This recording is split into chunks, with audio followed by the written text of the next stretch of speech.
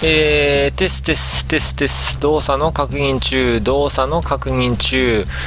今回の多軸観測に伴う各種パラメーターは正常か。動作の確認中、動作の確認中。よし、それでは。リリンよ。まだ赤い世界で徘徊しているのか。存在価値をかけて殴られてもなお、イマジナリーにまだ抱かれ続けているのか。こちらハイビースーツペイラース。今回は先日ようやっと鑑賞することができた新エヴァンゲリオン劇場版リビルド 3.0 プラス 1.0 トリスアポンナタイムについて、同プラットフォーム上で未だどのコンテンツも言い及んでいない、場合によっては誰も言い及べない可能性さえある、そんなメッセージ。それは言うまでもなく公式でも公言されているような大衆向けに提示されたテーマである決着をつけることだったり、この物語はキャラクターたちの卒業の物語だなどと今更解くものではない。それ以外の同作に込められた本当のメッセージを知的見解を持って述べていきたいと思う。それがこの作品を受け取った者の責務で、作り手への誠意であると考えるからだ。一応断っておくが、以降の見解は同作について解説している既存のコンテンツを批判するものではない。あれほどまでに過去作や公開された情報を漁って事細かに照合、辻褄合わせをし、物語の真相に迫るというのは労力が必要なものであり、むしろ評価されるべきものだと思う。また後述するが、同作は大衆向けのエンターテインメントとしての側面があるため、堪能する仕方というのはそれぞれ許されるはずだ。ただ強いて言うならば、表面的な大衆向けの装飾に満足して同作を理解した気になるのはもったいないとだけ添えておこう。さらに当活動記録では、ごく常識的清廉な人類のみの干渉を容認するものであり、それ以外は許容しないことをあらかじめ述べておく。同作に触れてもなお模範となる本来の人の形に至れない系のもの、ホモ・ストゥルトゥスとは関わりたくはない。誰もがそう思うだろう。知恵の実を授かった血族たるホモ・サピエンス、その学名に恥じない者との有意義な交流を期待したい。それではそろそろ同作に秘められた本当のメッセージについて私の見解を述べていきたいと思う。よいしょ。それでは改めまして、こちらハイベースズペイラースです。そろそろ上積みも取り除けた頃合いだと思うので、肩の力を抜いて話していこうと思います。一応そのテキストと公式チャンネルで公開された動画の画像のみを使って解説していきますが、その思いのほか自分でも呆れるくらいその台本が膨大になってしまいました。というのも、その部分まとめてプレゼンする方法もありかなと思ったんですが、どうもそれだとおそらく伝わりにくいかなと思いました。なのでかなり長くなるとは思うんですけども、劇中の進行に沿って私の考え方に慣れていただきながら、そして最後のメッセージを、紹介したいなと思います。そのため、今も言ったように、本編がもう膨大になることがすでに確定しているようなものなので、タイムテーブルを手動でつけようと思います。ポイントだけ押さえたいという方は、概要欄のそれを参考にしてください。ですので、一ユーザーの考え方、その一例として話半分付き合ってもらえればなと思います。せいぜい本編をね、2度視聴したのみの見解ですので、それ以外の情報を持っていません。例えるなら、皆さんの SNS でのつぶやきや友人との雑談と変わりないものかと思います。なお、この活動記録へのコメントについては、プレゼン中に述べる合言葉が添えられたもののみ採用したいと思いますのでご注意ください。それではお待たせしました。同作新エヴァンゲリオン劇場版リビルド 3.0 プラス 1.0 トリスアポンナタイムに秘められた本当のメッセージを紐解いていこうと思います。するとまずそのために押さえておかないといけないことがあるので、こちらをご覧ください。まず最初のトピックスはこちらですね。庵野秀明監督のエヴァンゲリオンに関するインタビューについてです。言うまでもなく、このエヴァンゲリオンシリーズは当初ロボットアニメとして企画された作品でしたが、その一連の制作中、作り手としての監督が考えておられたことを知っておく必要があります。おのおのすでに自身の視点で作品を楽しんでいるかとは思いますが、これを押さえておくことでその視点を一旦リセットし、作り手としての視点を知ってもらえたらなと思います。で、まず最初がこちらですね。少年エースエヴァンゲリオン第1巻、そこに記載されていたものが、生きるとは変化していくことだと。私はこの物語で世界も彼らも変わってほしいと願いを込めて、作品を始めましたと。はい。で、ちょっとかぶってますね。推測なんですけども、つまるところ彼らというのは現実世界での監督自身や、視聴者のことを指していると考えられます。というのも、今回取り上げてはいませんが、何度か監督ご自身が、自身と信じを重ねて書いているといったようなことを答えていらっしゃることが、あったので、このように、解釈されるかなと思います。それでは次、はい、次が朝日新聞、これは B というんですかね、に掲載されていた、新劇場版9の後のインタビューですね。時代や視聴者の受け方が変わっても自分の本質は変わらないと。で、旧作に依存する人が増えてしまって、その責任を取りたかったともおっしゃっています。はい。では次に行きましょう。次ですね。こちらはもう最近ですね。NHK のプロフェッショナルという番組、さよならすべてのエヴァンゲリオン、庵野秀明の1214日というものですね。そこから、新劇場版の制作中のものかとは思うんですけども、面白さとは完璧なはずなのにどこか壊れている、欠けていることだとおっしゃってます。で、これっていうのはつまり、今作のテーマを完璧、皆さんの言葉で言うところの卒業としつつも表現し投げかけたままのものがあると考えることもできるかなと思います。はい。そして次、新しい記事ですね。コライダーというエンタメ情報サイトの抜粋、これは新劇場版制作後のインタビューになります。神事と同じ境遇の人は感じやすいテーマがありますよと。で、それとは別に大衆向けのエンターテインメントを目指してもいますと。そしてたくさんの人に何かを得ることができるということを伝えるべく、今作に挑戦したと監督おっしゃられておりますと。そしてもう一つですね、同じくコライダーに掲載のインタビュー、旧劇場版の後に感動しましたなど一辺倒の反応しか返ってこなかったと。で、それは言われると気持ちはいいものの予定調和のようなラストはものすごく嫌だったとおっしゃっています。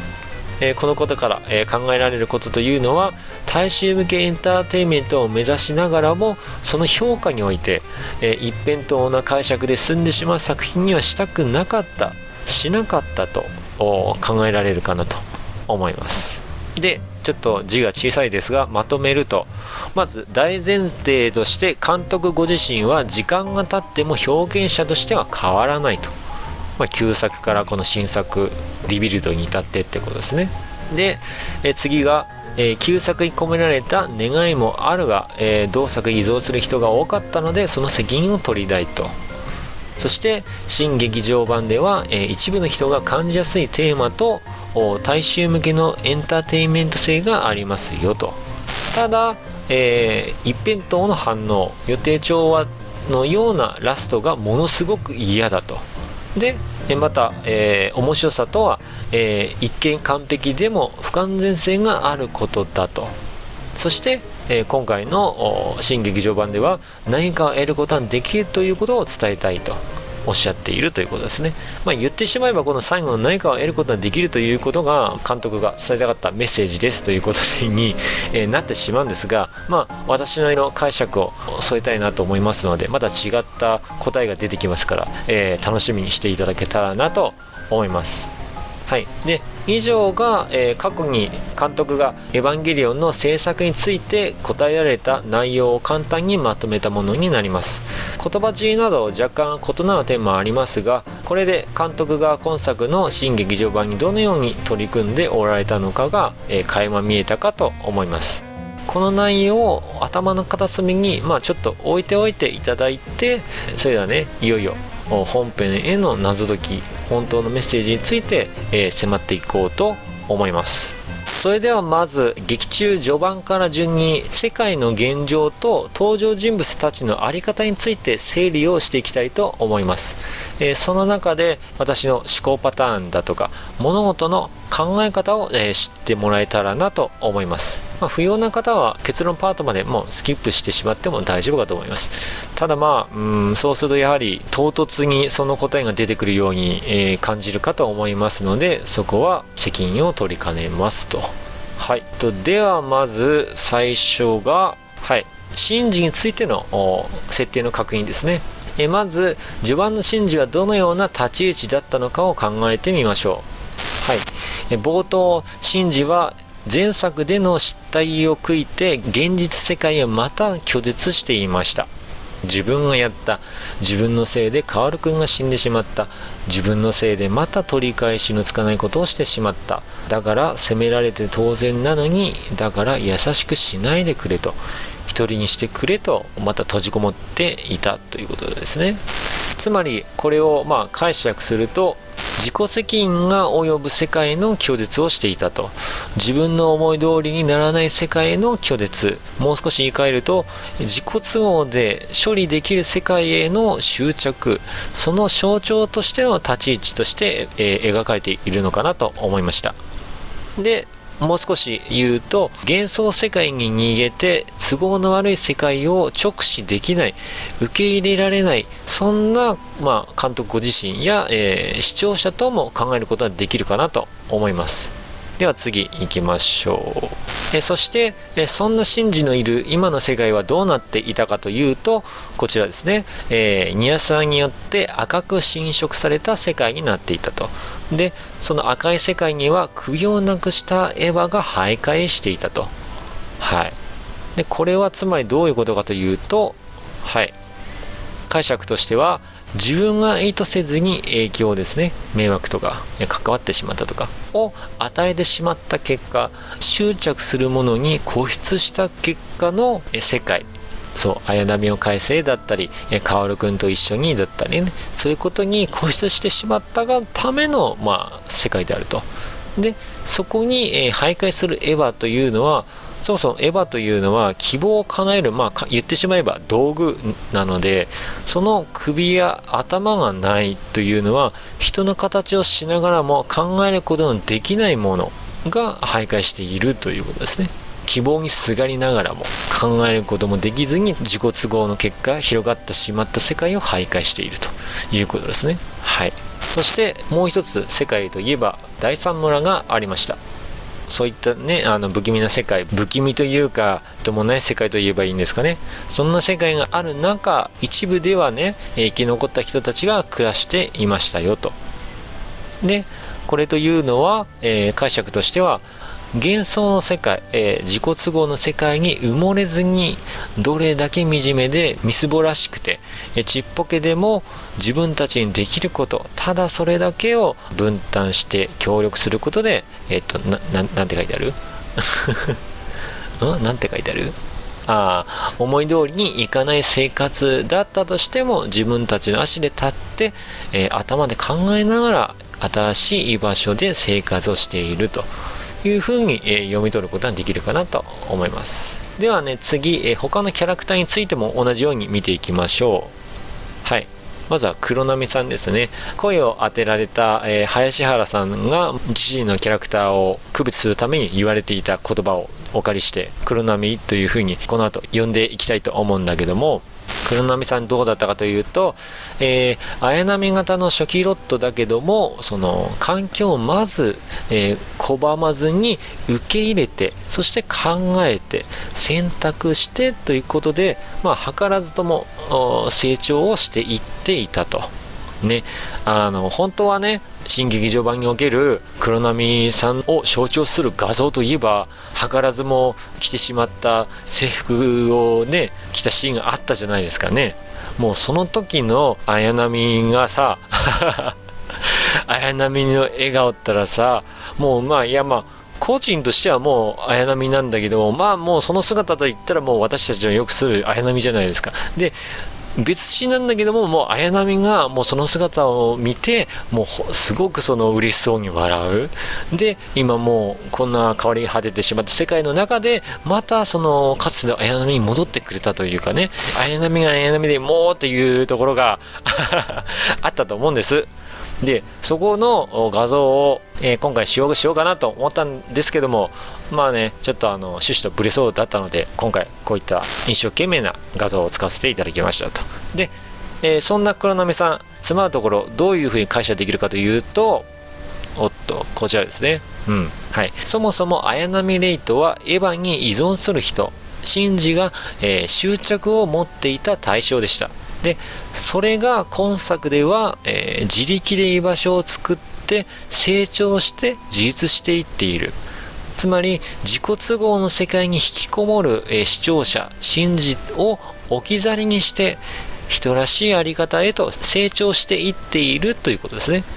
なので重要なのは、視聴者が執着していたものでさえ自分の頭で考えて人らしく育っていこうとしているということが、この黒波さんの第三村におけるその生活描写において重要な点かなと思います。はい。では次行きましょう。次がアスカについてですね。アスカ、どうだったかというと、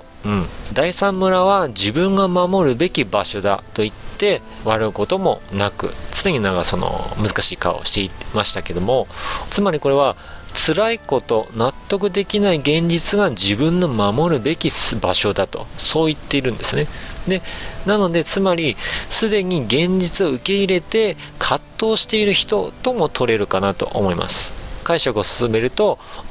シンジに対してきつく当たるのはご都合世界に逃げ込む視聴者が自覚している自責の念だったり叱責だったり問いただす気持ち、そういったね、正しくあろうとする気持ちの代弁者という役どころになっているのかなと思います。なので重要なのは、ご都合世界に逃げた視聴者が好きだったまたは知っているアスカではないということですね。押さえておくべきこと。はい。続いて見ていきましょう。次は、ミサトさんについてですね。ミサトさん。はい。ちょっと挿絵が違うシーンのものなんですけども、なかったので、ちょっと目を閉じてください。はい。ミサトさん、どうだったかというと、前作9で都合の悪いことから逃げて自分の世界に閉じこもり、現実と向き合おうとしなかったシンジの背中を押していました。生きなさいと。誰かのためじゃないあなた自身の願いのためにと。で、その結果どうだったかというと、世界が変わり果ててしまった。迷惑をかけてしまったと。で、本来であればその後ね、何事もなければ変わり果ててしまった世界のその復興のために、尽力して、責任を果たすだけでよかったはずなのにその監視対象、つまりシンジですね。シンジの不始末を悪用してさらにご都合世界を広げようとする敵がいましたと。つまり玄道ですよね。で、玄道というのはもうネルフの指令であって、もうネルフというのは旧エヴァに登場するもう象徴のような存在だと思います。で、もう少し言い換えると、旧エヴァの価値観がご都合世界を広げようとしているということですね。なので、ミサトさんとしては、人の正しいあり方というのは辛くても手を取り合って思いを重ねてつなげていくものだと。そう言っ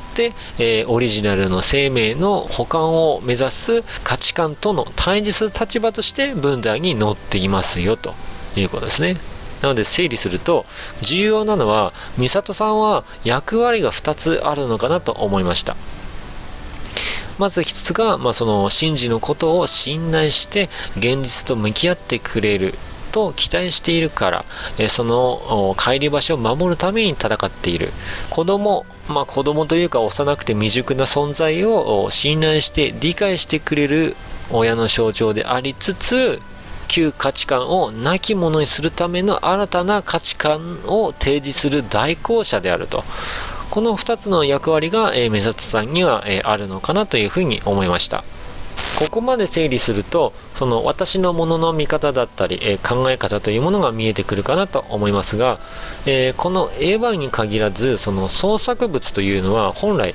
作り手の思い、メッセージなどをその根幹として形作られるものであるはずなので、描かれる世界、キャラクターというそういった記号、装飾を取り除いて、でそれぞれをこのような文体化、テキスト化することで読み解いていくことで、最後に作者のメッセージを受け取ることができるというものが、私のこの見方の基本の性質になりますと。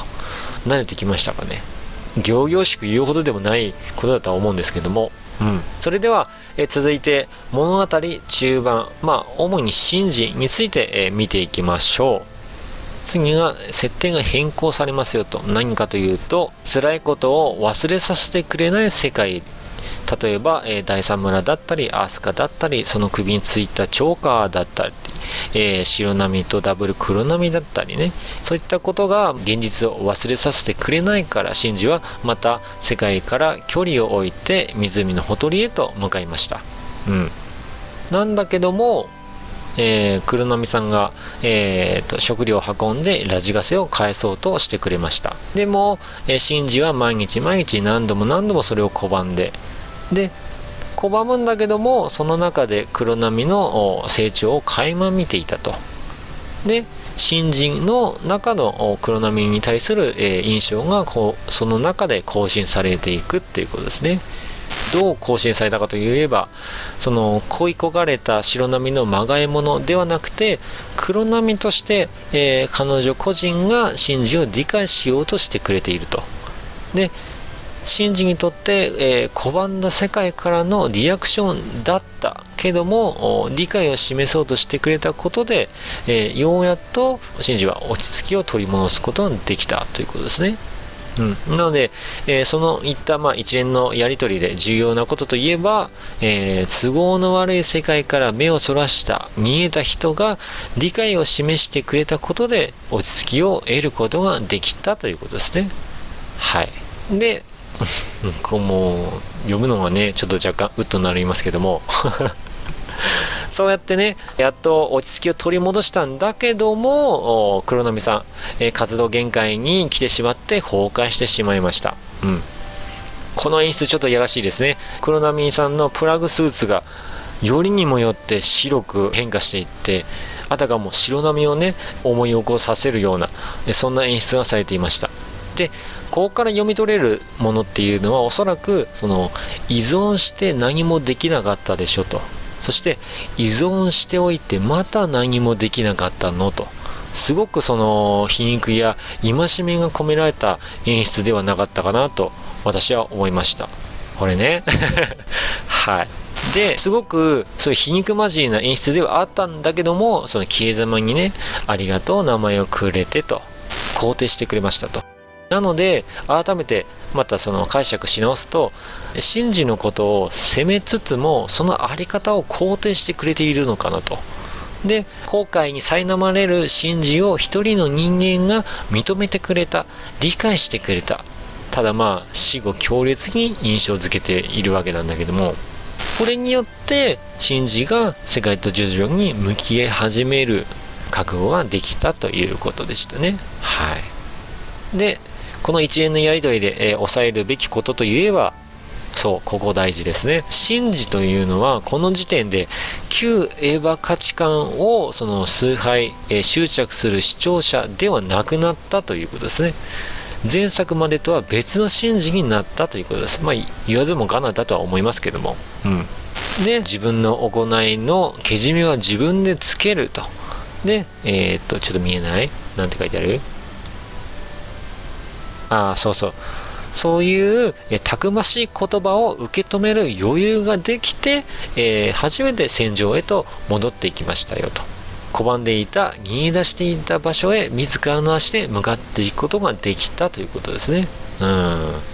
では次見ていきましょう。はい、続いては玄道さんについて見ていこうと思います。玄道さんは、ユイが死んだ間違った世界を拒絶していたと。で、ユイに会いたい、リセットしたいということで、現在活動していますよと。なので、簡単に整理というか解釈すると、ユイが死んでしまった時点から人としての成長が止まってしまっている、受け止められない現実があった時点から成長していない人だと見ることができるかなと思います。で、エヴァに依存して幻想世界に執着する人、つまり過去の後悔に執着した哀れな象徴であると見ることができるかなと思います。で、続いて、セットになって出てきた冬月先生についても、見てみると、これですね。整理すると、今作のそのメッセージに直接ね、関わってはいない、あくまでゆいさんのその助っ人なのかなと私は思いました。どういうことかというと、こちら、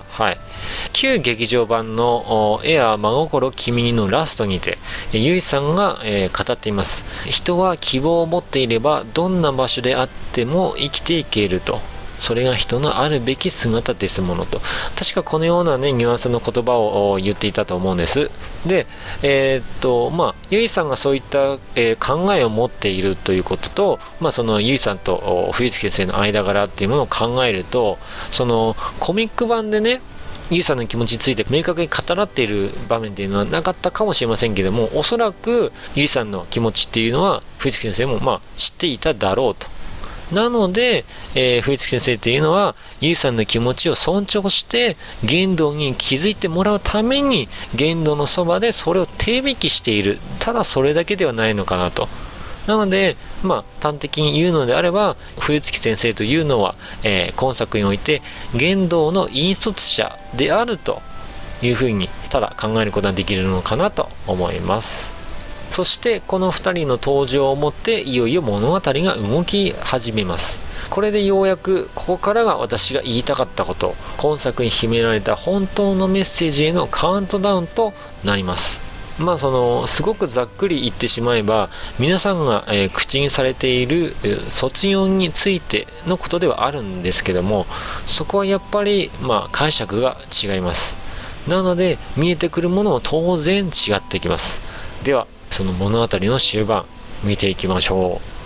う。ではここからは物語の流れを抑えつつね、少し駆け足で見ていきましょう。すると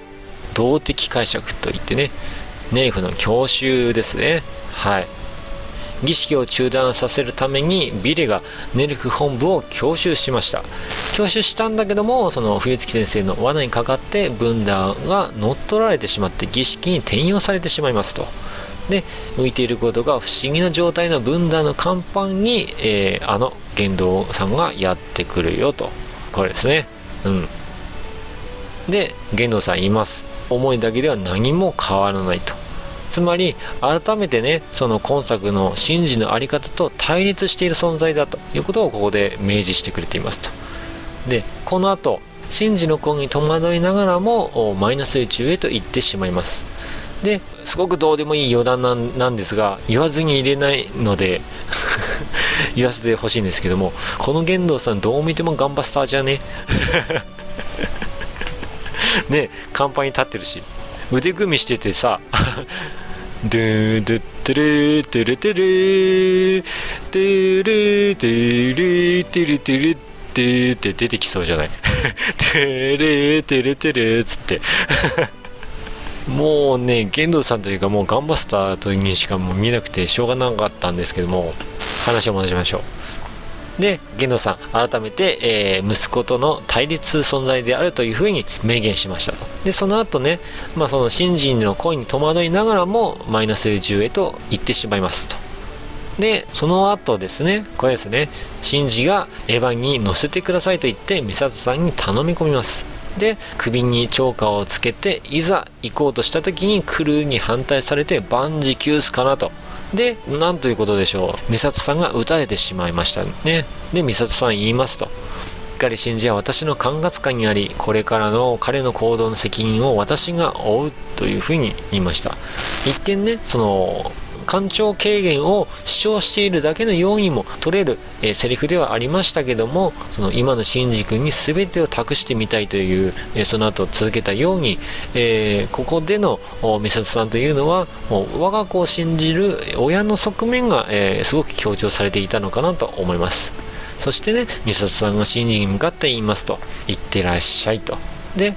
その言葉に対してシンジもまっすぐ、目を見つめて行ってきますと返すんですよね。これがもうまさに2人の関係性をより明確にしているかなと思いました。シンジのそのたくましさがシンプルに描かれていた素敵なシーンだったなと思います。でそうして舞台がここですね、マイナス宇宙。でシンジはマリに運ばれてマイナス宇宙へとやってきました。でこの時点からキャラクターの役割が明確になっていきます。言わずともと思いますが、一応整理しておくとこのような感じですね。キャラクターの役割分担、シンジ以外のチルドレン、ゲンドーはある境遇を持ったものの代弁者であると。でそしてミサトさんはシンジのサポーター、最後まで子供を信じる母親の立ち位置にあると。でそして、シンジは上記の者たちの理解者もしくは先導者であるというふうに、役割を見て取れるかなと思います。なので、また時系列に沿って、見ていきましょう。まず、シンジが訪れたのは白波さんのところでした。で、まだエントリープラグの中に、取り残されたままの彼女は言いますと、シンジをエヴァに乗らなくても済む世界にしたかったと。で、これというのはつまり、希望のためにずっと一人で頑張っていた、後悔に執着して歩みを止めていた象徴であるのかなと思われます。これで、ラストの本当のメッセージに向けての役者が一人追加されました。で、一方現実世界では、シンジのシンクロ率について言及されていました。シンクロ率、シンジの同値が限りなくゼロに近い無限大であると言っていました。でこれっていうのはつまりどういうことかというと、エヴァに乗った時のシンジの能力値がシンクロ率でした。でエヴァというのは希望、それを叶えるための道具ですよね。で今のシンジというのは現実と向き合う覚悟をした、そういう人なので、つまり希望を抱いて現実を向き合ったものの可能性が無限大であるというメッセージとして設定を上書きしているものと思われます。なので重要なのはシンクロ率の設定がリアリティに置換されたということですね。これ大事です。これ何気ない設定変更ですけど、これ大事です。押さえておいてください。そうしてね、次舞台がマイナス宇宙での話になって、初号機に乗り込んだシンジは玄道の13号機ともつれ合いながら、ゴルゴダオブジェクトに接触しました。で可視化されたエヴァゲージの中で、玄道と相入れず戦闘へと入っていきますよと。このシーンですね。シンジの目は赤く光ります。で方向するエヴァの口というのは高速具が除去される描写でした。つまりこれは戦闘兵器としてのエヴァをかけて戦いに挑むということが読み取れるかなと思います。そうして戦いの舞台がどうなったかといえば、第三新東京市。シンジは玄道と次の槍、希望そのものをぶつけ合って戦いますが、そのくしくもシンジがジョーカーへと投げ飛ばされることによって、その舞台が、つまり見慣れた街がセットである、作り物であるということが分かるように構成されていました。なのでここで重要なのは、見知った第三新東京市は作り物だと印象付けされているということです。これを覚えておいてください。でそして場面が変わり、ミサトさんの家になります。でそこでまた戦闘をするんだけども、その様はまるで親子喧嘩のようでした。で同じようにシンジが蹴り飛ばされて、また壁が破られて、そのミサトさんの部屋というのも見慣れた部屋、それがセットであるということがここでも同じように印象付けされていました。なので重要なこと、これも同じですけども、見知ったミサトさんの部屋も作り物だと印象付けをしているということですね。でこの時エヴァの口がまた同じように開かれる描写が入るんだけども、この時は人の歯が少しだけむき出しになっている描写でした。つまりシンジの心情も少しね強くなってきているということが読み取れるかなと思いました。はい。で次、そのミサトさんのセットが壊れた後、場所を変えて戦闘はどんどん繰り返されます。2年 A 組の教室だったり、波の部屋だったり、ネレフ本部前だったり、海さんの畑で野菜だったりね、あとは旧ネレフ本部の跡地だったり、そういってね戦闘を繰り返されるんだけども、解釈としては同じくセット作り物での戦闘を繰り返す。すでに見知った空間は作り物だと印象済みなので、そういった他の背景も同じように作り物だと印象付けを図っているものと思います。なので重要なのは、見知ったエヴァの世界は全部作り物だと印象を上書きしているということです。でそうしてその後も戦闘が続いていって、玄道が言います。初号機と13号機の関係性について、初号機が希望であって13号機が絶望を象徴している機体であると。でその言葉というのはね、希望と絶望は互いに調子を合わせて適切なバランスを取るように調整しているものだというふうに説明されます。でこれがね、遠回しにこのまま戦ってもまるで拉致が開かない、無意味だと煽っているようにも聞こえて、シンジの、父を止めたいという気持ちがより強くなったのか、その後エヴァのまたその口が大きく開口するカットが映るんですけども、そのエヴァの口というのはもう本当に人の歯がもう全面にむき出しているようなカットになっていて、よりそのシンジの心情が強くなってきているっていうことが伺える構成だったんですけども、この希望と絶望についてのシーンなんですが、一見何事もないようにも思えます。ただその正直考えすぎな気もするんですけども、これをちょっと解釈してみるとどうなるかというと、こうですね。ただの設定の説明ではなくて、人生における希望と絶望は必ず対として存在するものだよと言っているのかなと。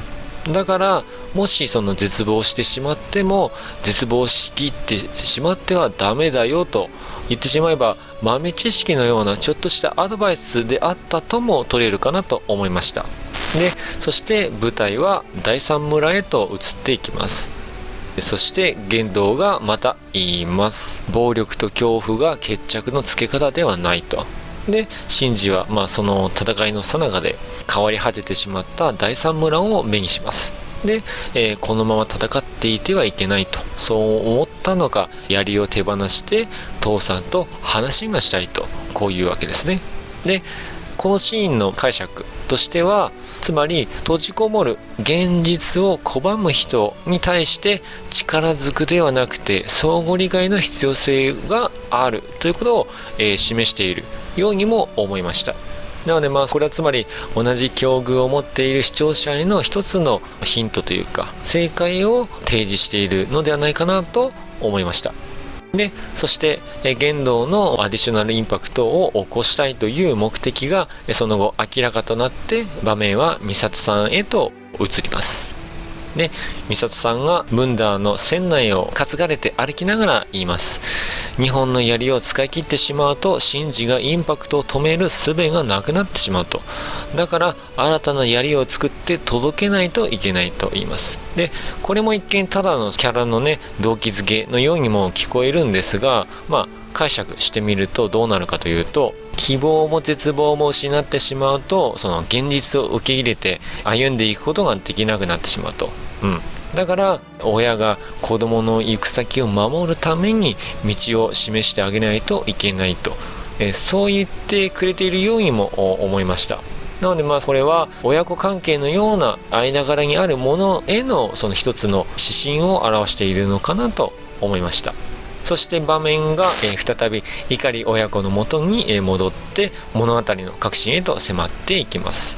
ここからは簡単なアディショナルインパクトの説明ですね。で、玄道が言います。初号機パイロットに見せたいものがあると。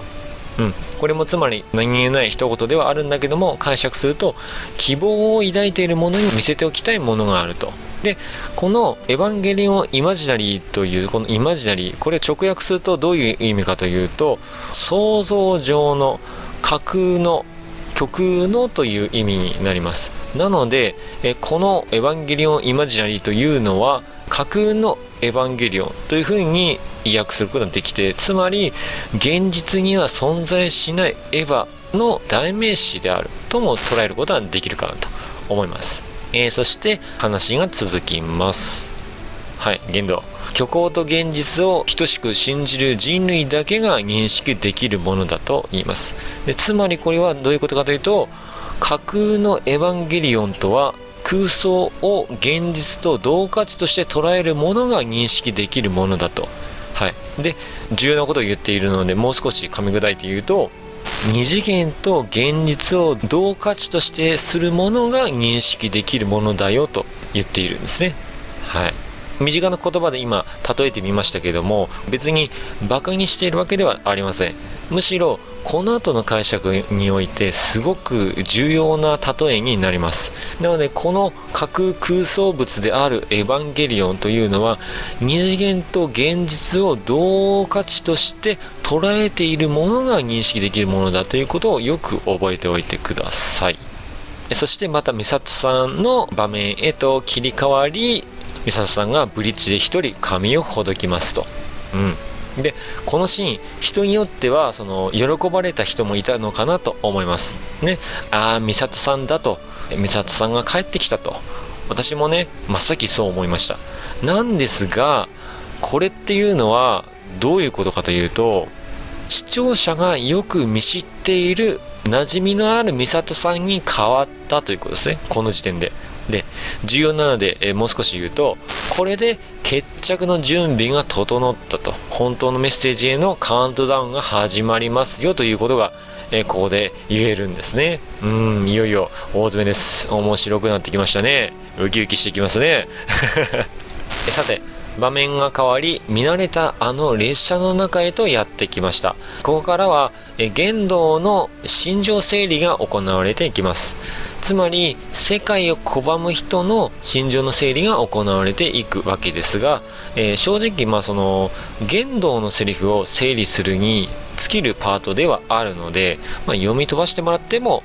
大丈夫かなと思います。はい、ではサブタイトルをよいしょ玄道への理解として、見ていきましょうか。はい、まずこれですね。で、シンジに父さんは、何を望むのと聞かれて玄道は答えます。シンジが選ばなかった AT フィールドの存在しない全てが等しく単一な心の世界を望みますと。他人との差異がない貧富や差別、争い、虐待、苦痛、悲しみのない世界にしたいと。これね、長々と言ってはいますが、つまるところみんな平等、みんな同じ、他人を傷つけたり傷つけられない、そんな世界にしたいと言ってるんですね。で、そしてゆいさんと会える安らぎの世界を望んでいると。で、映像としてはゆいさんのいる景色が蘇る中、その名前を玄道が、叫ぶシーンが続きますと。で、ここの解釈としては、ゆいさんに非常に、異常なほどに執着しているということと、重要なこととしては、押さえておいてほしいことですね。ここで思い出されるゆいさんの思い出というのは、どれもこれも全てモノクロなんですね。ゆいゆいゆいゆいって言うんだけども、未練がましく叫ぶんだけども、思い起こす記憶は全てモノクロであるということですね。はい、これもね、この後の玄道さんの解釈においてとても大切なので押さえておいてください。はい、で、次ですね。そうして、父親の動機を確認してシンジがやめようと言います。で、続けてシンジが、父さんのことを知りたいからと言っって言動に近づいていきます。で、場面の解釈としては、都合の悪い現実を拒む理由を知りたいんだと。で、そうやって近づいたところ、言動の心 AT フィールドがシンジを拒絶しましたと。で、これはつまりシンジ、息子を恐れていることに気づく、思い出した描写であるということですね。で、重要なのはこの気づきこそが、言動の解放に向けての第一のステップであったということですね。はい、で、対面した状態でシンジが言動にラジカセを返して、で、言動の理解がさらに続いていきますと。次はラジカセにまつわる話ではありましたけれども、その主に言動が現実世界を拒む理由について語られていました。ヘッドホンは外界と自身を断ってくれたと。そうやって隔てて守ってくれていたけども、ユイさんと出会うことでそのように拒絶する必要はないということを知ったと。で、再び言動の記憶がモノクロで再生されるんですが、ここで唯一シンジが生まれた時だけはカラーで再生されるんですね。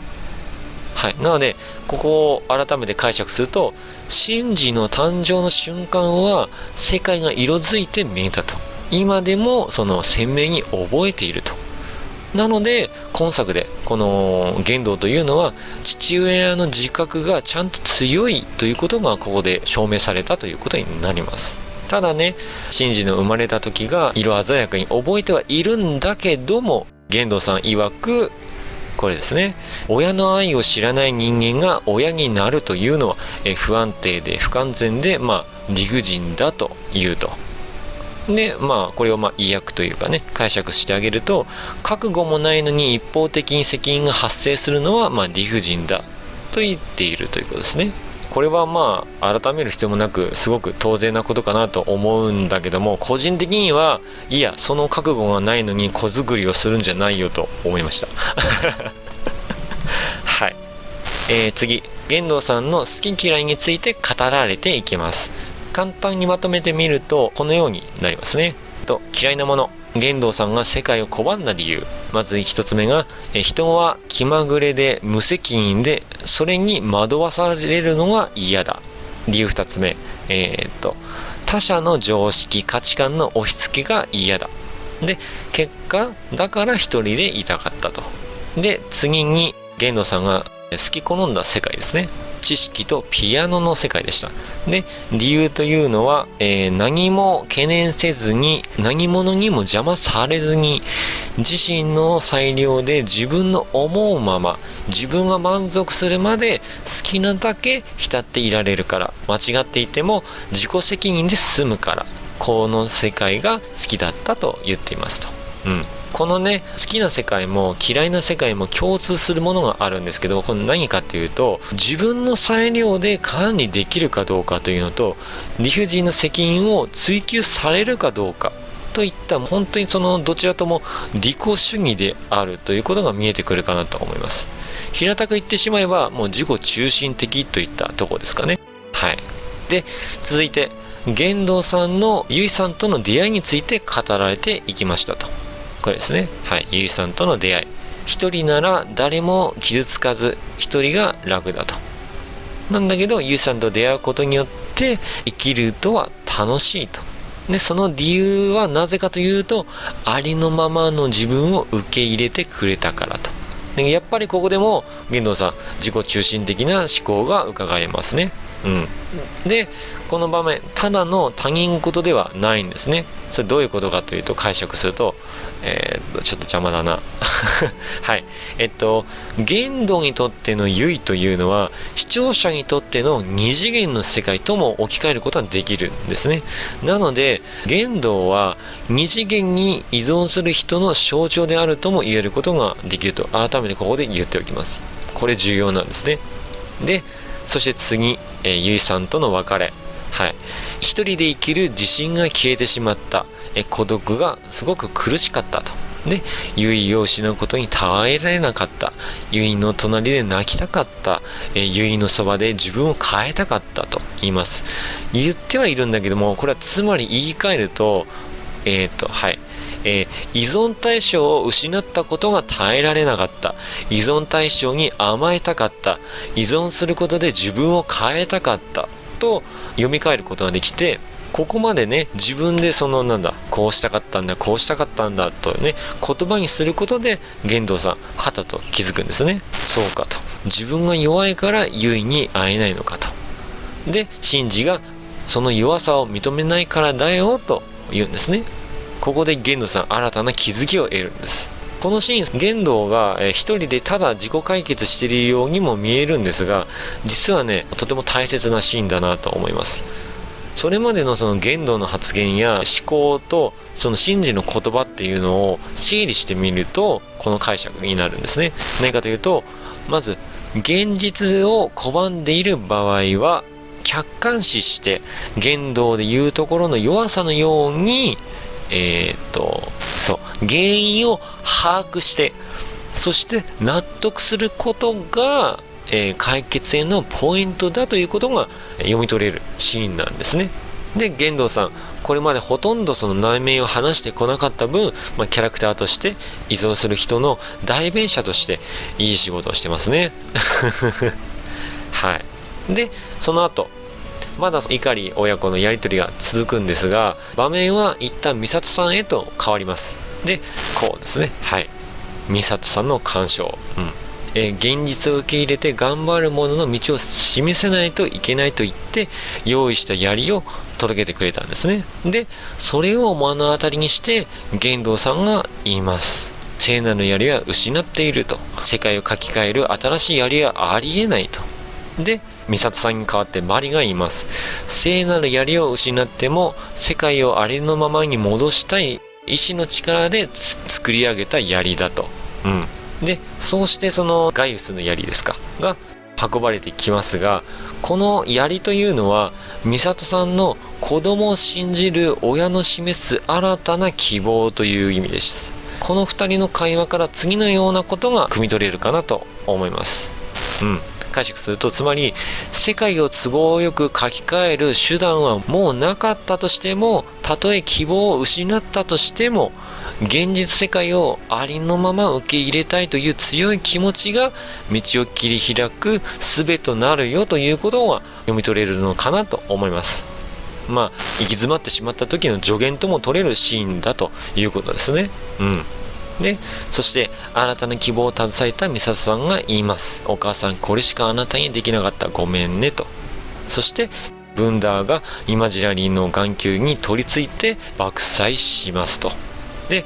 ここのシーン、ここはすごく大事なんですね。確かにそのショックなシーンだったかもしれません。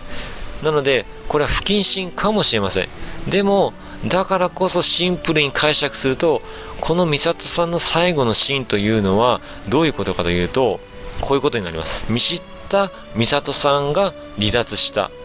見知った美里さんというキャラクターが作中から消えたということがこのシーンから解釈できるわけです。このシーンをね、ただ卒業、つまりその消えたということを言い換えているわけではありません。そうじゃないんです。これこそが本当のメッセージに向けてのカウントダウンが始まったシーンになるんです。次を見ていきましょう。で、そして次、美里さんの死をもって希望を授かった真治は言いました。ありがとう美里さんと。で、それを見た玄道も言います。他人の死と思いを受け取れるとは大人になったな真治と。で、このシーンから読み取れることとすれば、これですね。弱いままの自分とは違って強くなった真治を目の当たりにしたということなので、強くなれる身近な例、答えを玄道は知ったということになります。ここがポイントになりますね。そして、ゆいさんがそうだったように、願いを叶えるには報いが伴うものだから、真治の存在も自分への罰で合わない、関わらないことが贖罪だと思い込んでいたと告白します。で、玄道がこの後にさらに続けるんですね。真治と距離を置いていた理由を明かして置き去りにした日のことを思い起こし始めます。このシーンというのはその真治の視点で過去に描かれたことのあるものではありましたけれども、改めて玄道の視点で泣いている幼い真治を置き去りに立ち去ろうとする。なんだけど泣いている真治を横目に見やる。そして生まれたての真治を優しく抱きしめるゆいの色づいた記憶がここで蘇るんですね。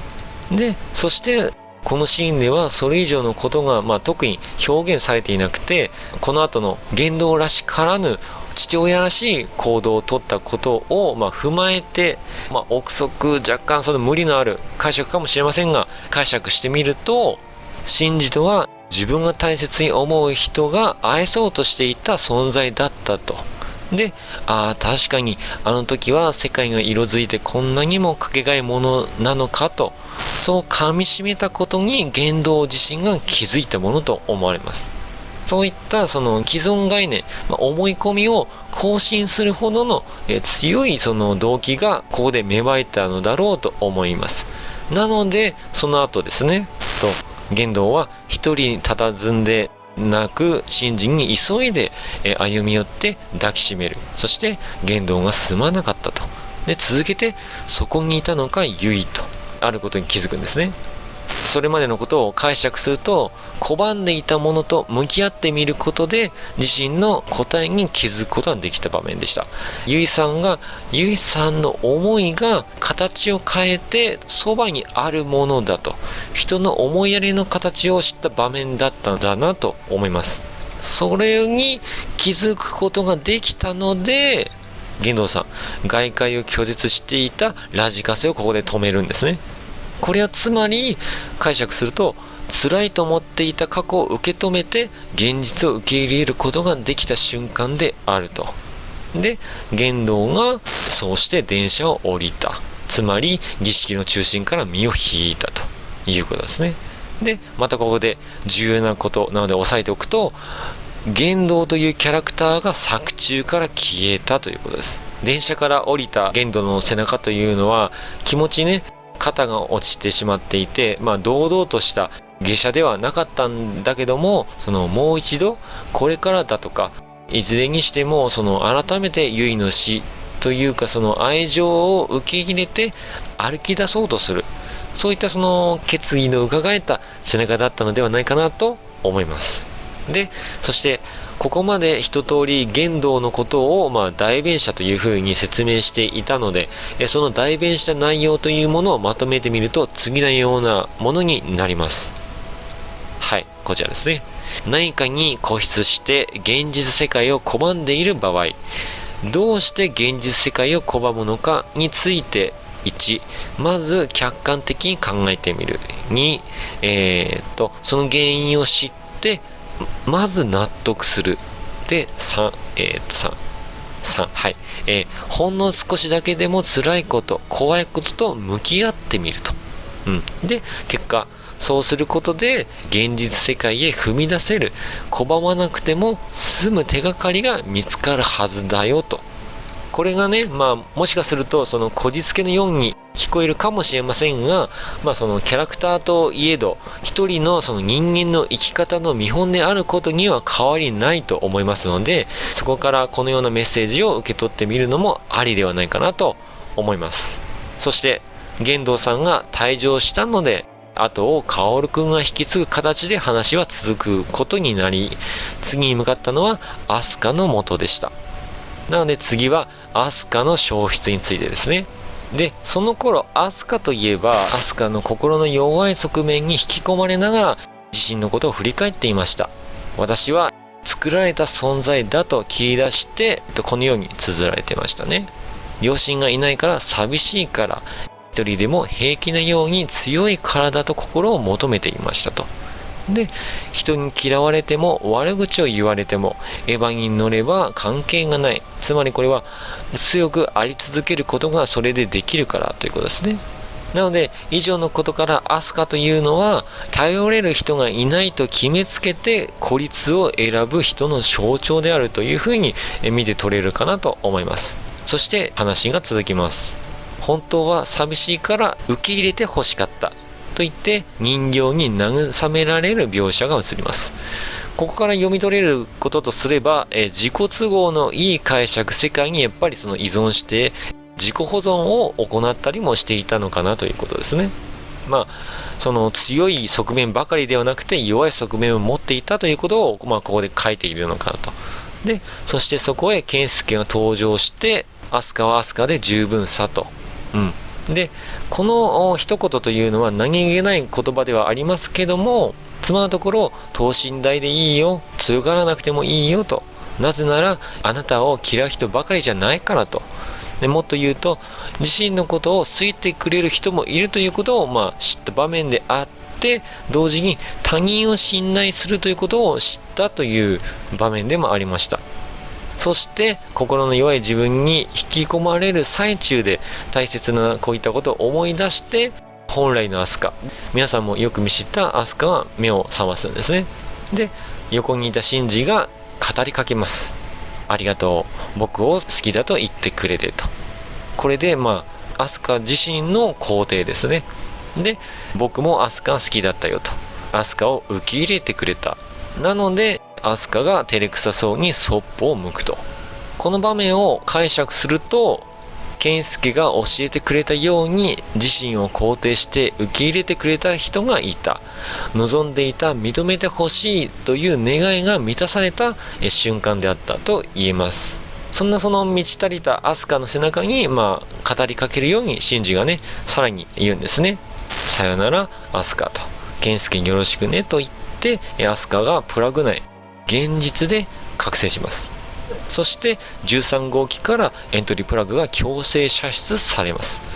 なのでこのシーンはつまりイマジナリーに取り込まれることなくアスカは現実へと帰還したということですね。なので改めて重要なので言い直しておくと、見知ったアスカというキャラクターでさえ都合の良い世界に浸っているのではなくて、自身の本当の現実へと帰還したということが読み取れるということですね。ここで3人目となりました。はい。で、改めてアスカが代弁した内容をまとめてみましょう。するとこのようなことが汲み取れるかなと思います。はい。アスカによる代弁内容、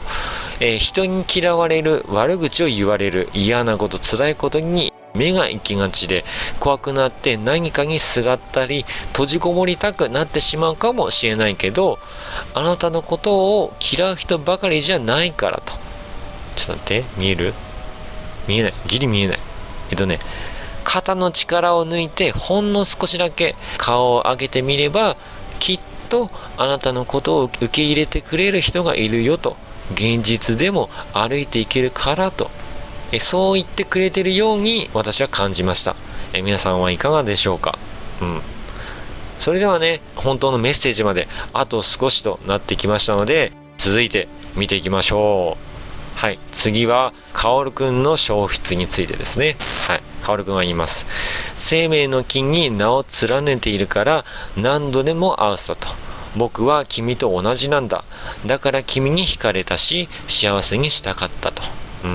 このセリフはこの後のカジさんのセリフ、信じに尽くすことで自分が幸せになりたかったんですと。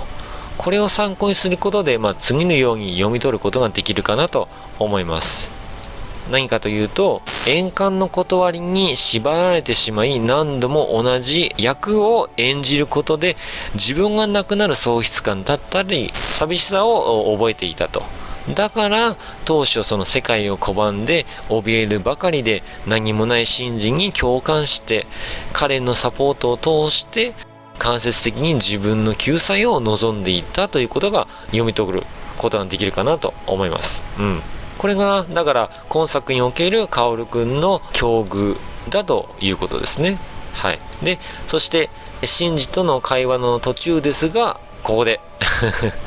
重要なカオルくんのその後が気になるんだけども、その会話の中でシンジが13号機カオルくんのエヴァも処分しようと思うと言います。はい。重要なので言い換えると、このやり取りの中の一言ではあるんだけども、13号機というロボットも作中から消えてなくなるということですね。いいですか？これ大事ですよ。これ大事ですよ。戯れじゃないですよ。覚えておいてください。はい。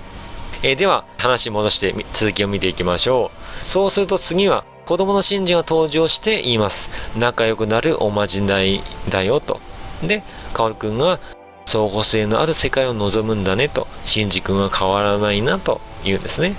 そしてその握手を求められてカオル君は涙をすると。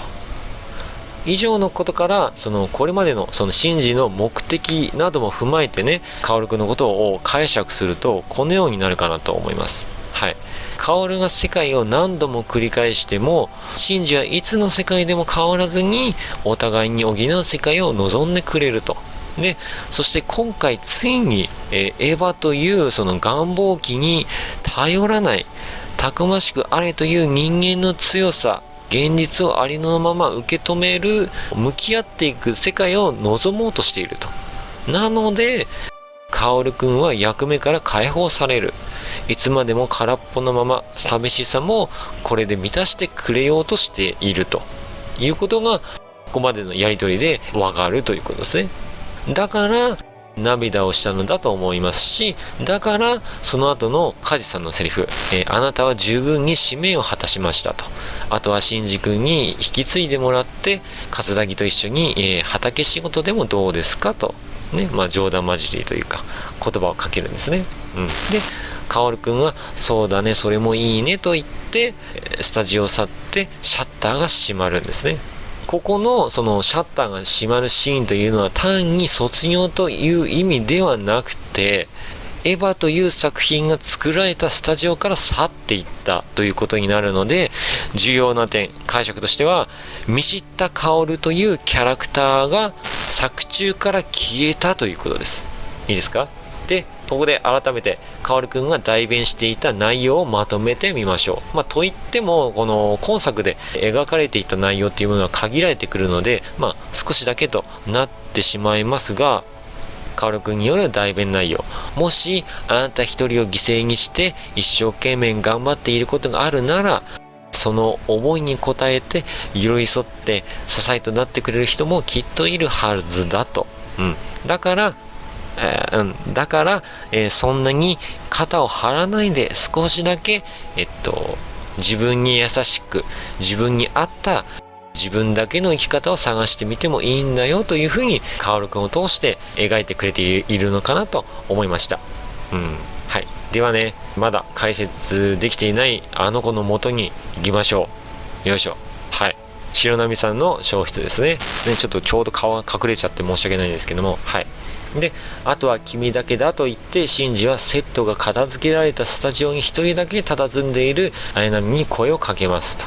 で、このスタジオの演出というのは言わずもがなだとは思うんですが、それまでのエヴァを構成する世界は全部作り物で、キャラクターは演者であって、それらは全て退場した片付けられてきたので何もないスタジオなんですね。で、そんな場所でなお綾波が言いますと、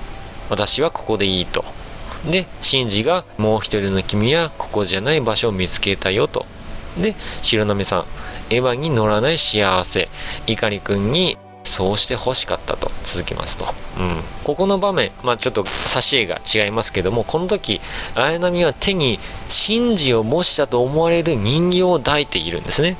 なのでこのシーンを解釈するとどうなのかというと、子供のままのシンジを大事そうに抱きながらあなたの幸せを願っていたと。つまり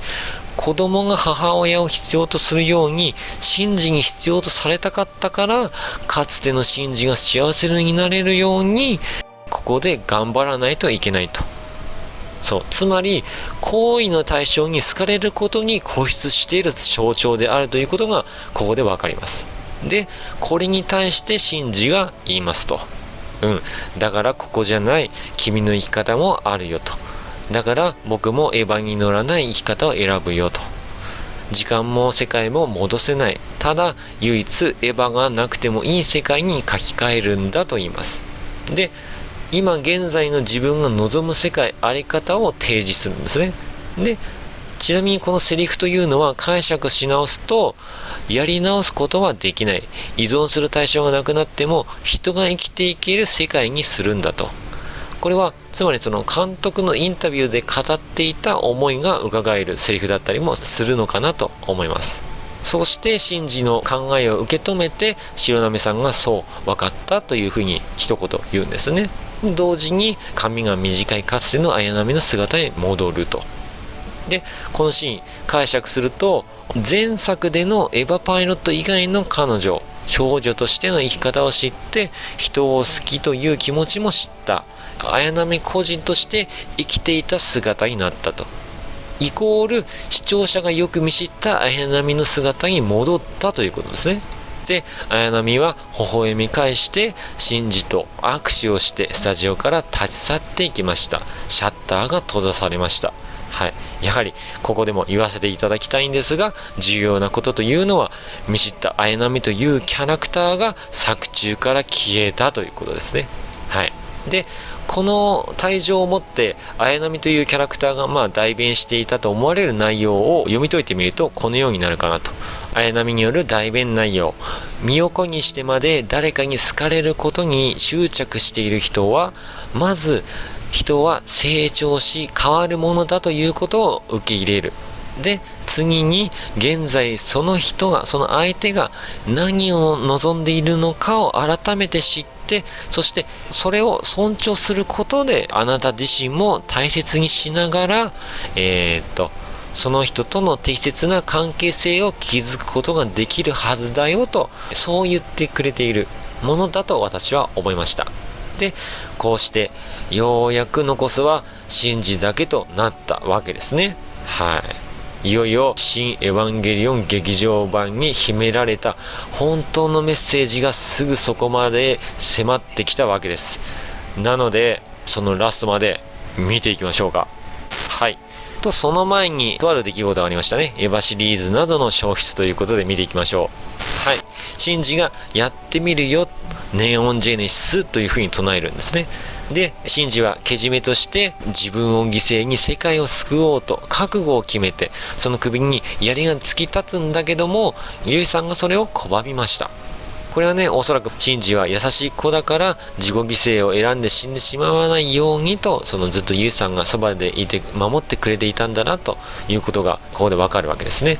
そして初号機とユイ、13号機と玄道といった具合に置き換わって、玄道が支える形で夫婦がその槍を突き立てたというシーンでした。で、つまりこのシーン解釈し直すと、父親と母親が子供の願いをしっかりと責任を持って受け止めたというふうに読み取れるわけですね。で、ここで子供と言いましたが、つまり現実をありのままに受け止める生き方を選んだもの、そういった者たちの願いを受け止めたということですね。そして全てのエヴァも使徒もその槍に貫かれて次々と消滅していきました。はい。で、これも繰り返しますが、つまるところ残りのエヴァシリーズや使徒といったキャラクターも作中から消えたということです。いいですか？そうしていよいよ残すところあとわずかとなりました。皆さんよく注意して聞いていてください。いきますよ。そうやってね、シンジの願いが受け入れられたことによって架空のエヴァイマジナリーが消えて、正常な地球現実世界が浮き上がって、槍に貫かれたエヴァ両機が爆砕して、白い首なしのエヴァがこぼれ落ちていきました。で、この後庵野監督による突然の無茶ぶりの産物であるセリフ、さよならすべてのエヴァンゲリオンと、その言葉を最後に白い首なしのエヴァ、考えることのできない自己都合の世界に浸るための道具、それを構成していた人や動物といった命が現実の世界へ、現実の地球へと帰っていきましたよと。で、夜が明けて朝日が昇って地球が青く染まって本来の姿に戻りましたよと。で、重要なことはエヴァンゲリオンの世界が現実の世界に戻りましたということですね。はい。いいですか皆さん。大丈夫ですか？ついてこられていますか？もう一度言いましょうか？もう一度言いましょう。自己都合の世界を形作るのに集まっていた人や動物たちが現実世界へと帰っていきました。はい。いいですか？それでは最後の一人の迎えに行きましょう。シンジの消失ってことですね。はい。マイナス宇宙に取り残されてしまったシンジが一人だけ。で、これですね。浜辺に座って黄昏れていますよと。で、そのグロスアップされた映像から徐々に線画へと戻っていく演出がされていました。グロスから着色前、動画、原画、ラフへとね。はい。で、この演出はまさにね、今、視聴者が見ているこれこそは作り物であると言わんばかりに、シンジが現実世界に帰れない描写かと見間違えるほどに巻き戻る、初期化される演出ではあったんだけども、いよいよ白紙になってしまうんじゃないかというところで、マリさんがやってくると。間に合ったギリギリセリフとね。で、そのセリフと同時にまた画面が色づいて、シンジが駆け出していくと。で、シンジを無事に迎えることができたので、マリのありがとうという言葉を最後に8号機も消え去ったんですね。で、ここも重要なので言うと、これをもって全てのエヴァシリーズが完全に作中から消えたということですね。はい。そして、ようやくですね。ようやく、ここまで来ました。はい。今度こそ、シンジの消失について見ていきましょう。このシーンですね。マリのお待たせシンジ君と言って、シンジが現実の駅のホームで目を覚まします。で、マリの誰だというお決まりの戯れの後に、シンジの首からチョーカーが外されます。で、マリが言います。さあ行こう、シンジ君と。はい。このシーン、抑えることといえば、もうワンコ君とは言わないんですね。うん。で、解釈してみるとどういうことかというと、チョーカーというのは、シンジの覚悟、自己中心的に振る舞わない、責任の遂行を強要する象徴でした。でも、今では、シンジの覚悟によって世界が保たれたから、もうその責任は果たしたから、取り外されたということですね。なので、エヴァのパイロットであるという役目からやっと解放された。その首輪を外されたから、マリは名前を呼んだということだと思います。で、そうして、二人は手をつないで、シンジが画面に向かって行こうと言います。で、二人は現実世界のリアリティの中へとかけていきました。はい。で、ここで重要なことといえば、言わずもがな、シンジもマリも見知ったすべてのキャラクターが現実へと帰っていきましたというわけですね。そして襲撃となるわけです。と同時に大変長らくお待たせしました。これでようやく本当のメッセージについてお話しする準備が整ったわけです。いかがでしょうか。ここまで付き合ってくださった方はまだその感想や印象がやっぱりいい卒業の物語だったなと変わりないままでしょうか。もちろんその冒頭でも説明していたように、この作品というのは大衆向けのエンターテインメントとしても作られているので、そういった楽しみ方も正解だとは思います。なんですが、もしよかったらね、少しだけ思い出してみてください。主にマイナス宇宙に入ってから私は何を重要だと言ってきたでしょうか。本当のメッセージとは何かを見ていきましょう。はい、タイトル。襲撃イコール本当のメッセージとして見ていきます。まずはこちら。シンクロ率、希望を抱いて現実を向き合ったものの可能性であると、設定が架空から現実へと置換されました。そして既存の背景や舞台、第三神道教師にミサトの部屋、見知った世界すべてが作り物であると印象づけられました。次、桂木美里さん。希望を失っても世界をありのままに受け入れたい、強く生きようとする者の道を示すために、その美里さんというキャラクターは消えました。はい、次行きましょう。怒り言動、ガンバスター。自分の弱さを知って相手を思う心の在り方を知りました。辛いと思っていた過去を受け止めて現実へと帰っていきました。次、四季並アスカ・ラングレー。自分のことを嫌う人ばかりではない。世界には自分のことを理解してくれる、居場所をくれる人もいると知って現実へと帰っていきました。次、渚薫。シンジがエヴァを必要としない世界、相互性のある世界を望んだことによって、その役割から解放されて、心の喪失感も満たされて消えていきました。次、綾波レイ。ちょっとまた顔隠れてごめんね。こっち隠れちゃう。ごめんね。かつて思ったシンジはたくましくなって、自分で世界を作れるようになったと。彼女一人で奮闘する必要はなくなったので消えていきましたと。はい。そしてエヴァシリーズと使徒、現実世界をありのまま受け入れたい、強く生きたいという望みを受け止めた生みの親によって消滅しました。エヴァンゲリオンイマジナリー、エヴァがいない世界が創造されたことによって消滅しました。エヴァンゲリオン回8が起き、シンジを無事に迎えることができてその役目を終えたので消滅しました。そして怒りシンジ、現実世界をありのまま受け止めて強く生きていくことを選び、世界を危機から救い、その責任役目から解放されました。式並みマリ・イラストリアスと共に現実世界へと帰っていきました。なのでまとめます。視聴者がよく見知っているエヴァンゲリオンを構成していた設定、舞台、キャラクター、天敵、その全てが消え去った、現実世界へと帰っていったということがこの時点で分かってくるはずです。なのでこれを端的に言い換えるならば、これはエヴァンゲリオンであってもうエヴァンゲリオンではないということです。つまりもうここには何も残っていないということです。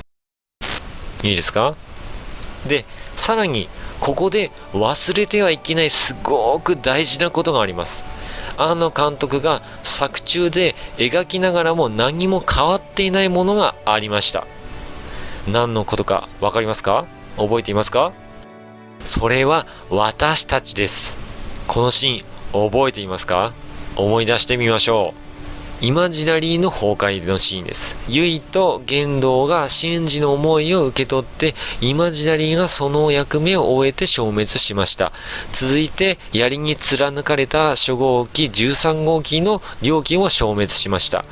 そして首なしの白いエヴァがチリジリに落ちていって、シンジのさよならすべてのエヴァンゲリオンというセリフを持って、さらにそのエヴァを構成していた命、人や動物たちが地球へと返されました。そうなんです。エヴァンゲリオンを構成していた主要な要素である舞台やキャラクター、敵、シンクロ率でさえ全てリアリティへと消えたのに、この地球へと帰った命、つまり私たちは何も変わらずにそのまま地球へと返されただけなんですね。なので依存していた世界もキャラクターも全て現実世界へと帰っていったのに、何も私たちは変わらないままということは何が言えるかというと、あなたはどうするのです。つまりこれこそが庵野監督がこの作品に込めた本当のメッセージであると私は感じました。はい、覚えていますか？レビューの冒頭で庵野監督の作品に対するインタビューの答えの内容を見ていきますよ。大前提として監督自身は時間が経っても表現者としては変わらない。生きるとは変化すること、世界もキャラクターも変わってほしい。ただそう思って旧作を作っていたけども、同作に依存する人が多くてその責任を取りたかった。で、新劇場版には大衆向けのエンターテインメント性がありますと。でもだからといって一辺倒の反応も予定調和なラストもものすごく嫌だと。面白さとは一見完璧であって不完全性があるものであると。そして今作、何かを得ることができるということを伝えたかったと、こうおっしゃっていたんですね。これまでのそのレビューの中で私は厚かましくも主要キャラクターは誰かしらの境遇の代弁者であると言って、その伝えたい内容というのをまとめてきました。で、それがね、庵野監督が込められた本質の全てではなかったとしても、まとめるとこのようなことが言えるのかなと思います。キャラクターたちはそれぞれに何かを抱えて、それを克服することで、変わることで現実世界へと帰っていきました。で、そうして無事に全てのエヴァンゲリオンとの決着、現実への還元をし終えて、最後に視聴者であって依存者である私たちにその願い、本当のメッセージをシンジの行こうという声かけで締めくくったのではないかなと、私はそう思います。初めてこのエンディングを迎えた時に、エヴァンゲリオンっていうその存在そのものをかけてまで何かに依存せずに強く現実世界と向き合っていこうよと、そう言ってくれていることに、シンプルにありがとうございますと胸が熱くなりましたね。なのでこの作品というのは、つまりキャラクターたちの卒業だけではなくて、都合のいい世界に依存する私たちを現実世界へ行こうよと手を引いてくれる、依存世界からの卒業を描いてくれた作品だったんですね。さて皆さんはここまで一個人一見解を知った上で、この作品についての印象はどのように変わったでしょうか。ぜひね、私がまず感じたその一言を合言葉に感想いただけたら嬉しいです。本当にね、尋常じゃないほどに長いレビューになってしまいましたが、もし最初からここまで片手間にでも付き合ってくださった方がいたとしたら、あなたにも私は言いたいです。私の言葉に耳を傾けてくれて本当にありがとう。以上が新エヴァンゲリオン劇場版リビルド 3.0 プラス 1.0 トリスアポンナタイムに関する私のレビューとなります。ここでね、すっきりと締めくくりたかったんですが、何せ私という人間はできた人間ではありません。監督が身を削ってまでさあ行こうと言ってくれたとしても、正直なところね、いやそうは言ってもそううまくいくものではないでしょうと、実際そういうふうにひねくれたことを思ってしまいました。で、少しだけ私の言葉に耳を傾けてくれる人がいたなら一緒に思い出してみてほしいんですが、確かに劇中でキャラクターたちは現実へと帰っていきました。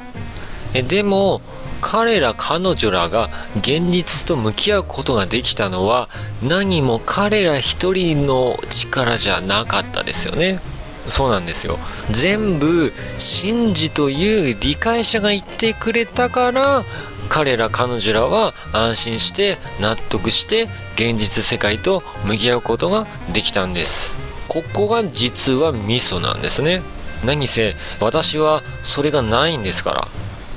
メッセージとして受け取りはしたものの、肝心の理解者がいないんです。恐れて拒む世界のうちの一人、その一端をまず信じることができないんですよ。なのでこの理解者が現れない限り、どうやらね、私はまだイマジナリーに抱えたままなんだなと思っちゃいました。そう思ったんですけど、ちょっと聞いてくださいよちょっと聞いてくださいよ。最後シンジたちが駅からかけていった姿を見送った後、びっくりすることがあったんです。すごくびっくりしました。何かというと、2つのエンディング曲ですね。相変わらず宇多田ヒカルさんのその世界観というのは、ただのサウンドではなくて、奥行きのある壮大さを持った凄みのある楽曲といいますか、相変わらずすごいなと思って聴いていたんですね。で、その時はたとある歌詞のワードが耳について、で、その流れで歌詞について調べて意訳してみたら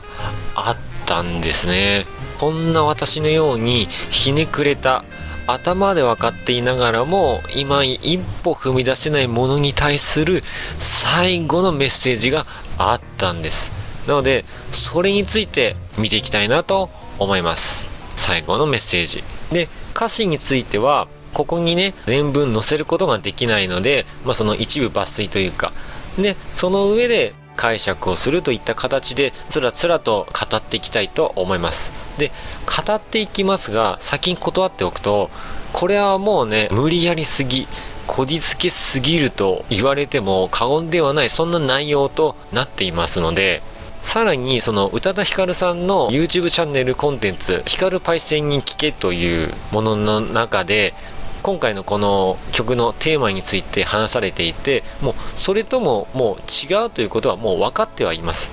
分かってはいるんだけども、話さずにはいられないので、もしよろしければね、また話半分に聞いてもらえたら嬉しいです。はい。それではまず1曲目ですね。エンディング曲のワンラストキスのメッセージについて、見ていこうと思います。この曲の、私の第一印象としては、とてもその未練がましい様を歌ったように聞こえたんですが、そうじゃないんですね。先に言ってしまうと、これは実験の果てに消えてしまったゆいさんの曲だと私は解釈、こじつけることができた曲なんですね。はい。どういうことか見ていきましょう。はい。まず、こちら。初めてのルーブルは、から始まるところなんですけども、これは、どれほどのものかと期待していたルーブルもなんてことなかったわと。だって、あなたのことを思うようになってから、力が湧いてきたのと。で、あなたに初めて会った時から一目惚れだったけど、それと同時に失う予感もしていたのと。次、もういっぱいあるけどから。それでも今となっては大切な思い出がたくさんできたわ。だけど、それでもまだ増やしましょうと。Can you give me one last kiss? 最後のキスをしてと。そうやって忘れられないことを増やしたいのと。で、おのとこですね。ここは忘れられないことを増やしたいの。I love you more than you will never know。あなたは知らないかもしれないけれど、あなたが私を思う以上に私はあなたのことが好きなのよと。はい。で、写真は苦手から。あなたは写真が苦手なんだと拒んだけれど、きっとそれは写真なんて撮らなくても寂しくないってことなんでしょと。まあ、それもいいわと。私もあなたはもう私の心に焼き付いているから、私も寂しくないふりをしたの。まあ、これはお互い様よね。誰かを求めることは傷つくことだものねと。はい、次。Can you give me one last kiss? と。だけど、だからこそ忘れたくても忘れられないキスをしてと。はい。で、もう分かってからは、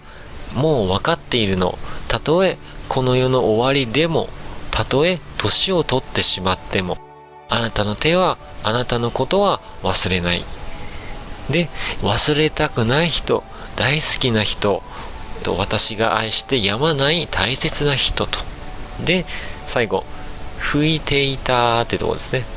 ああ、そうだったわね。あなたのことを思っていた日々は、私のそばを吹き抜けていった爽やかな風のように、あなたを追いかけた毎日だったと。それは本当に眩しい午後、日々だったわと。で、最後の走馬灯になると。この最後の、それは本当に眩しい午後だったわっていうのは、その命が果てる間際の走馬灯で締めくくられているというふうに私は解釈したんですね。で、この上でこの曲が伝えたいメッセージとは何かなと考えたところ、このようにまとめてみました。これですね、実験の果てに消えてしまったゆいさんの気持ちであると。その気持ちを返して訴えていることは、あなたは気づいていないかもしれないけど、あなたが思う以上にあなたのことを思ってくれている人がいるのよと。ただこれだけのことを歌ってくれているんだなと思いました。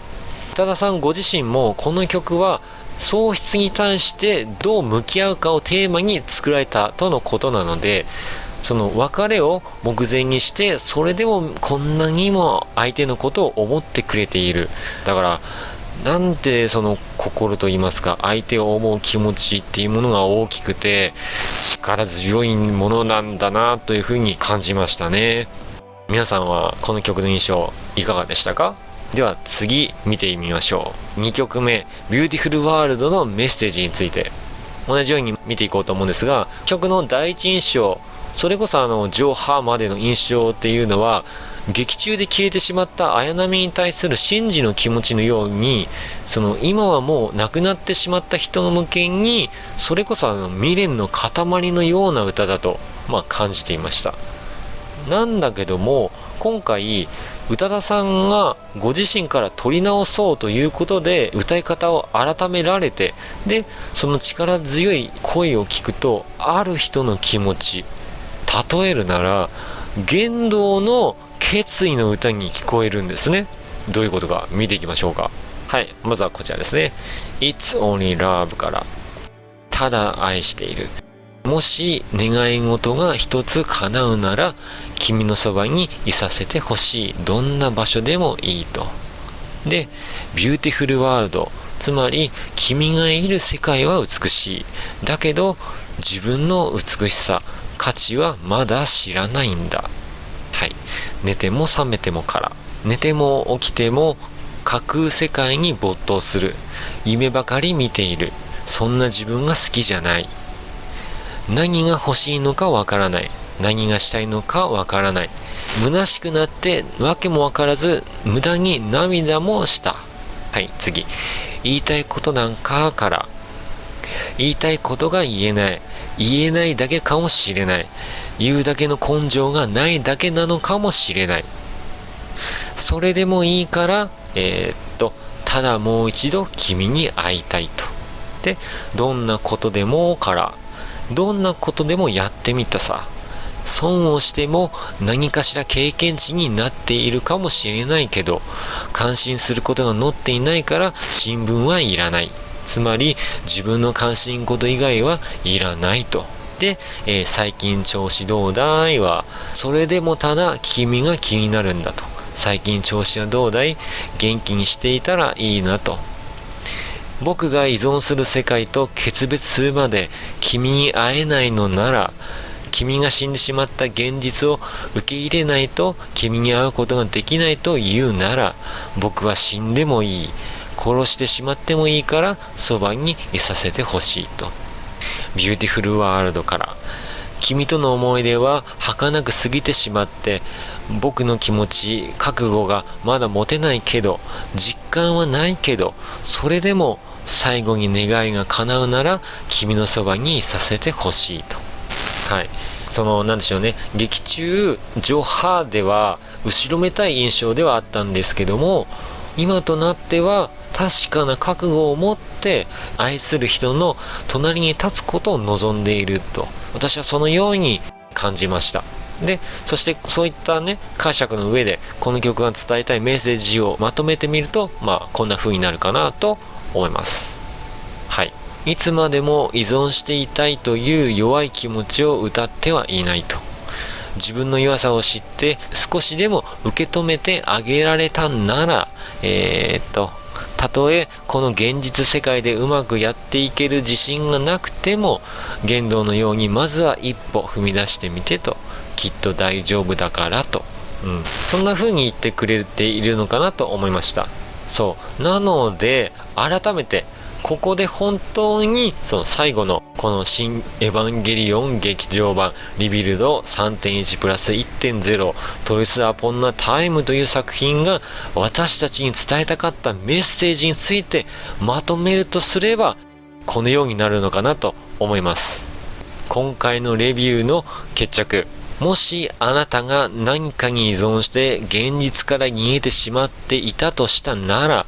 何かを抱えて苦しんでいたキャラクターたちもそれを克服して現実と向き合えたように、今はまだ自信がないかもしれないけれど、自分の弱さを知れたなら、ほんの少しでもそれを分かってあげられたなら、一歩だけでもいいからそこから踏み出してみてと。で、怖がらなくても大丈夫だって、あなたのことをあなた以上に愛してくれる、大切に思ってくれる人がきっといるから、だからね、さあ行こうと、そう言ってくれているように、私は改めて思いました。これらの曲の解釈については本当にこじつけも甚だしいものではあるんですけども、捉え方によってはゆいさんと言動を重ねて聞くこともできるわけで、それはそれでね、すごい話ですし、1曲目のワンラストキスに至っては宇多田ヒカルさん曰く設定資料などをもらう前にご自身でテーマを決めて作られたとのことなので、それならなおのこと、これだけね作品の世界観を広げられるっていうのもすごい話ですよね。2曲目に至ってもその宇多田さんご自身から撮り直そうということで実現したものとのことなので、その歌い方一つでこうもね印象だったりメッセージも変わってくるのかなと、ただ本当にただしてもしきれないほどに感心しましたし、もう今も言いながら感心してます。でそんな作品に仕上げてくれた、出会わせてくれた庵野監督と同じ時間を生きることができたことがね、何よりも幸福なことだなとしみじみ思いました。でずうずうしくもね、いつか私の手掛けた作品を監督と一緒に作れたらとかね、槍が何本あっても足りないくらいの夢を抱いたりしつつ、私は私でなせることをコツコツとこなしていこうとも思いました。なので本当に今回庵野監督と同作に携われた方々には本当にお疲れ様でしたと、そして本当にありがとうございましたと、そう伝えたい、伝わったらいいなと思いつつ、このレビューを締めくくりたいなと思います。今後またね、何かしらトピックスがあればこうして形にするかと思います。ここまで開始から付き合ってくださった方がいたとしたなら、その時また会えることを期待しています。以上、ハイウェイスーツペリラースによる新エヴァンゲリオン劇場版リビルド 3.0 プラス 1.0 トイスアポンナタイムのレビューでした。それではプロトコル終了。またお会いしましょう。では。